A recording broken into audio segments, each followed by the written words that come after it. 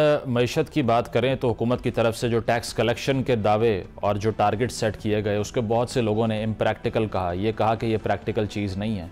जिस तरह से 12,970 अरब रुपए हदफ था टैक्स कलेक्शन का, लेकिन उसमें से सिर्फ 7,346 अरब रुपए FBR की तरफ से वसूल किए गए, यानी कि जो शॉर्टफॉल है टैक्स कलेक्शन का वो 600 अरब रुपए के करीब है, जो कि एक बहुत बड़ा नंबर है।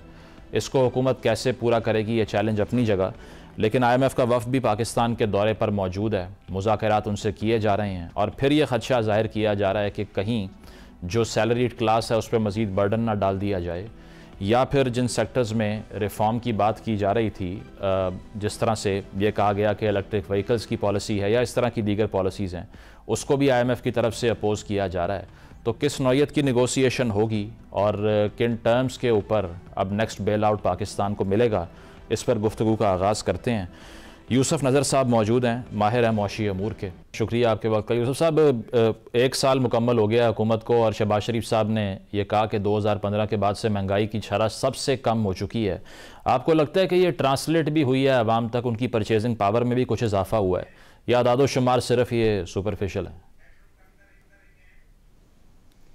देखिए, अभी तक जो शरह महंगाई है वो तकरीबन 5.8% है, जो एवरेज है जुलाई से लेके फरवरी तक।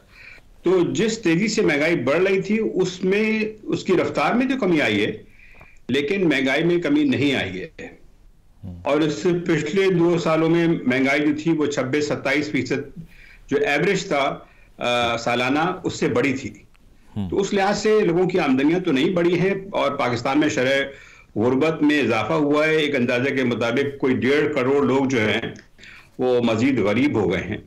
तो लोगों की हालत में तो कोई फर्क नहीं आया है। हाँ, ये है कि माशी इस्तेकाम आप इस लिहाज से कह सकते हैं कि जो हमारा एक्सचेंज रेट बेकाबू हो गया था और महंगाई की जो थी वो 38% तक गई थी, वो अब बहुत काबू में आ चुकी है। मतलब वो फ्री फॉल जो थी इकोनॉमी की, उसको कंट्रोल किया है। अभी ये टेक ऑफ स्टेज जिसकी बात की जा रही है उस पर हम नहीं है अभी। मेरे ख्याल से टेक ऑफ स्टेज तो बहुत दूर है और शायद ना भी हो। अच्छा, लेकिन ये जरूर है कि जो फ्री फॉल में थी, जैसे कि आपने कहा, और ये अच्छा लफ्ज है, वो रुक गया है। और अब देखना ये है कि हुकूमत की जो है पॉलिसीज क्या होती है, इसलिए कि ये जो फ्री फॉल है इसका बहुत गहरा ताल्लुक जो है वो हुकूमत की कारकर्दगी से नहीं है। उसकी जो सबसे बड़ी वजह यह है कि 2022 के जो मार्च अप्रैल जो मई का महीना था, उसकी जो ऑयल प्राइसेस थी और जो गंदम की जो इंटरनेशनल प्राइसेस थी, वो आज उसमें 40% कमी आ चुकी है। अच्छा, तो ये एक बहुत बड़ी वजह है। इसके अलावा जो टैक्स रेवेन्यू के टारगेट्स रखे गए, लोगों ने कहा बहुत एम्बिशियस हैं। 12,970 अरब का टारगेट था और पहले 8 महीने में 601 अरब रुपए शॉर्टफॉल का सामना है टैक्स कलेक्शन में। ये मसला कैसे हल हो सकता है? देखिए, एक तो वजह यह है कि जो हमारे टारगेट्स थे तकरीबन उसमें कोई 40% इजाफा दिखाया गया था जो टारगेट के लिहाज से, लेकिन उसका ताल्लुक शरह जो है महंगाई है उससे भी होता है। जब वो ये था कि मुमकिन है महंगाई 26% रहे, लेकिन अब चूंकि इन्फ्लेशन रेट जो है वो तकरीबन 5.8% पे आ चुका है, तो ओवरऑल रेवेन्यूज में इजाफा हुआ तो है, लेकिन जो बजट था उसके लिहाज से नहीं हुआ है। तो ये जो टारगेट्स होते हैं इसका ताल्लुक जो है इन्फ्लेशन रेट से भी होता है। तो हमें ये देखना चाहिए कि इन्फ्लेशन रेट में बहुत बड़ी कमी वाक़ई हुई है और इस वजह से यकीनन इसमें जो हुकूमत की जो टैक्स कलेक्शन की कारकर्दगी है वो तो इतनी कोई मुतासिर कुन नहीं है, चाहे वो एग्रीकल्चर हो, चाहे वो रिटेल ट्रेड हो या दूसरी चीजें हों। लेकिन हुकूमत ने मुख्तलिफ ज़राए से जो है अपने जो ओवरऑल रेवेन्यूज हैं वो उसमें इतना इजाफा जरूर कर लिया है कि हमारा जो जिसे कहते हैं प्राइमरी सरप्लस, वो सरप्लस हो गया है। अच्छा। लेकिन उसकी भी जो सबसे बड़ी वजह है, मैं जो मुकम्मल कर लूं, उसकी सबसे बड़ी वजह जो है वो स्टेट बैंक के प्रॉफिट्स हैं। चलें, इसके अलावा जो PMLN की जब भी हुकूमत आई है हिस्टोरिकली, तो वो प्राइवेटाइजेशन के सबसे बड़े हामी हुआ करते हैं। इस बार भी उन्होंने ये कहा था कि निजकारी पॉलिसी जो है उसको इम्प्लीमेंट करेंगे। डिस्कोस के हवाले से उन्होंने बात की और जो IPPs थे उनसे रीनिगोशिएशन कर ली। आपको लगता है कि प्राइवेटाइजेशन के फ्रंट पे भी हुकूमत ने कुछ अचीव किया है या फेल हुई है अपने ऑब्जेक्टिव्स में? वैसे अगर मैं ईमानदारी से काम लूं तो प्राइवेटाइजेशन के फ्रंट पे हुकूमत मुकम्मल तौर पे नाकाम रही है। पीआईए की मिसाल आपके सामने है।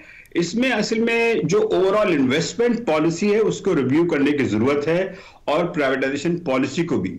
बदकिस्मती से हुकूमत इस मामले में नाकाम नजर आती है। मेरी नाचीज राय में वो इस समझने में कि नाकाम रहे हैं कि स्ट्रेटजी क्या होनी चाहिए, और इस वजह से है मुझे फिलहाल तो कोई उम्मीद ज्यादा नहीं है कि वो प्राइवेटाइजेशन के फ्रंट पे जो है कोई इसमें मजीद पेशरफ्त होगी।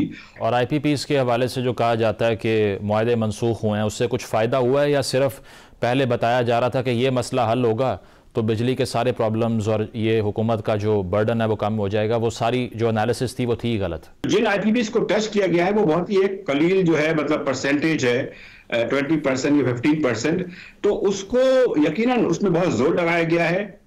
थोड़ी बहुत कमी भी अचीव दिखाई गई है, लेकिन उससे कोई वाज़े फर्क नहीं पड़ सकता जहां तक ताल्लुक है बिजली की कीमतों का। इसलिए कि सबसे बड़ा जो मसला है वो चाइनीज का है, आईपीपीज़ का। उसके लिए हमने दरख्वास्त भी की चाइनीज गवर्नमेंट से कि तकरीबन जो $15 बिलियन का एनर्जी से मुतालिक जो कर्जात हैं उसमें कोई फाइलिंग की जाए, उसमें कोई मोहलत दी जाए। लेकिन अभी तक हुकूमत जो है वो चाइनीज से कोई फेवरेबल ट्रीटमेंट लेने में नाकाम रही है। मतलब इन और जहां तक ताल्लुक है जो, ठीक है कंटिन्यू कीजिए आप। जी कहीं तो जो गवर्नमेंट के प्लांट्स हैं उसमें जो बहुत बड़ा परसेंटेज जो है वो कर्जात का है। तो ये बहुत बड़ा सवाल है कि इन कर्जात का बोझ जो है सारे लोग अवाम उठाएं, चाहे वो गरीब हों, चाहे वो दरमियानी तबके के हों, या इसका बोझ जो है ज्यादा हमारी अशराफिया पे डाला जाए। ठीक है, मतलब 1 साल की अगर इस रिव्यू की बात करें तो प्राइवेटाइजेशन पे आपने कहा हुकूमत नाकाम हुई, और दूसरी चीज़ ये कि महंगाई बढ़ने की शरह कंट्रोल हो गई लेकिन महंगाई ख़त्म नहीं हुई है। बहुत बहुत शुक्रिया। यूसुफ नज़र साहब हमारे मौजूद थे। एक ब्रेक शामिल करते हैं, ब्रेक के बाद वापस आएंगे। Stay with us.